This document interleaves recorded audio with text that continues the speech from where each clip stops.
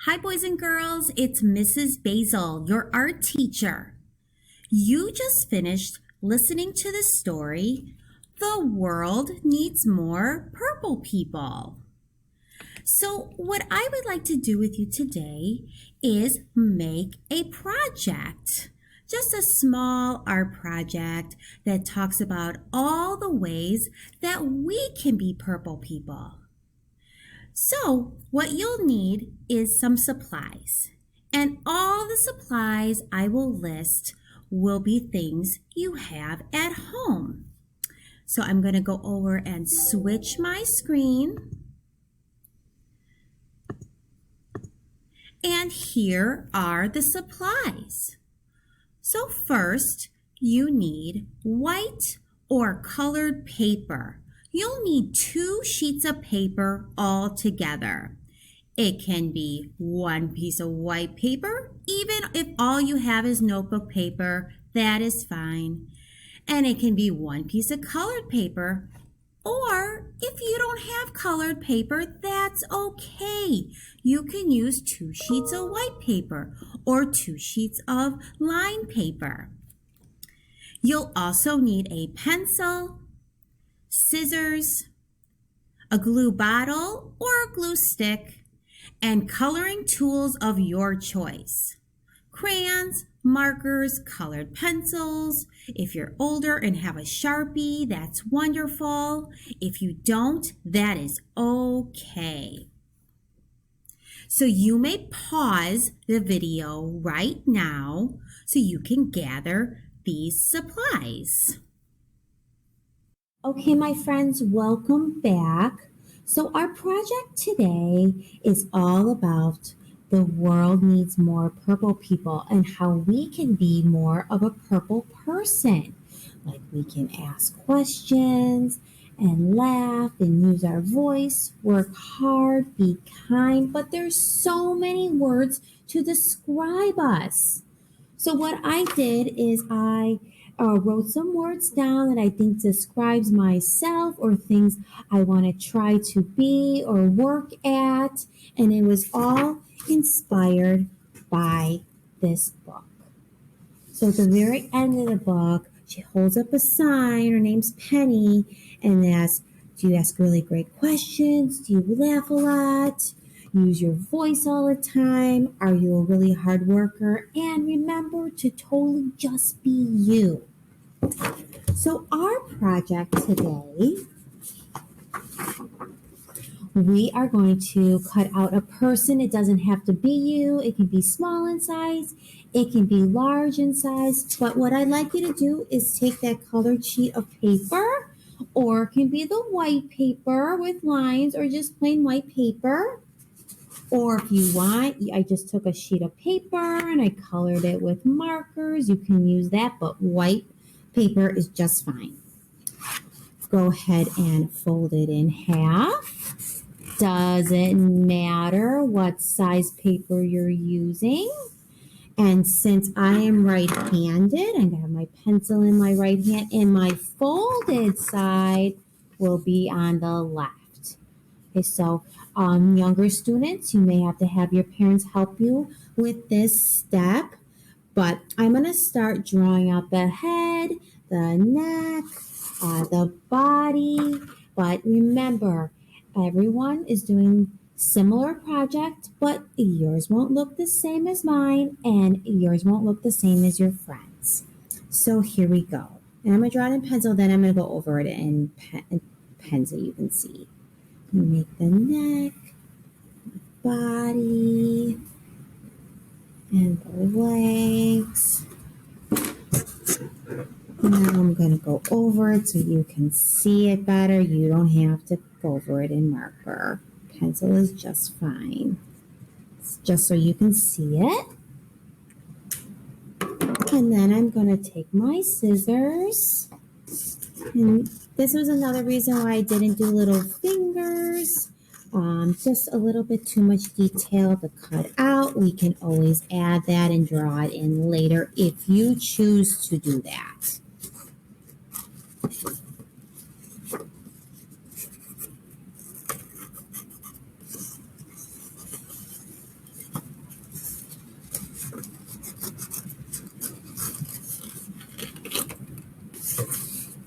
When you're done cutting it out, open it up. If you need to fix anything, I'm going to kind of fix the roundness of the head, but you don't have to.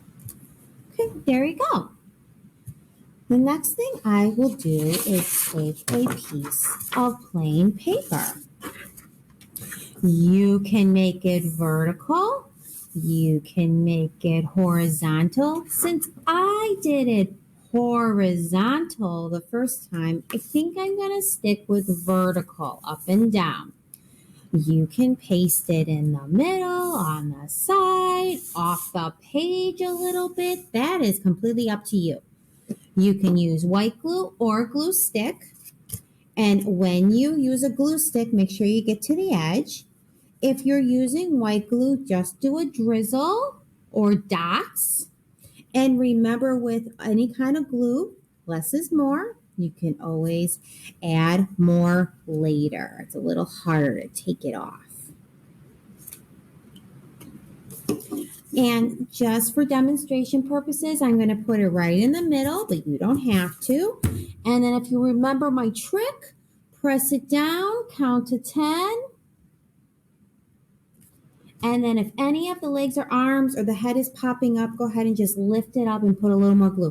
If you use white glue and it started to squirt out, you can just kind of move it with your finger, then clean your finger. I think that works best than using a tissue, because sometimes tissues or paper towels get stuck. Okay, it's easier just to use your finger and wipe it off. Okay, so the next thing I want you to do is you can use any coloring materials. You can use markers, crayons, colored pencils, and I'm going to use a combination of all of them because I love using all these materials.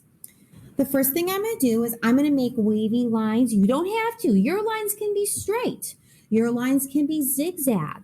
Your lines are what you choose. But I am going to have them all coming out from my person, because these are all qualities of myself, or I see in myself, or other people see in myself. So I might make a straight line. Maybe I'll do a combination. It might be fun. You can make the lines really close together. You can make them far apart. Just leave some space so you can write some words.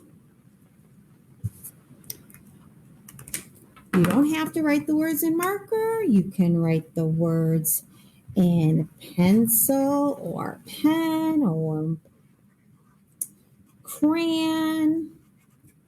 I'm going to try to follow the line.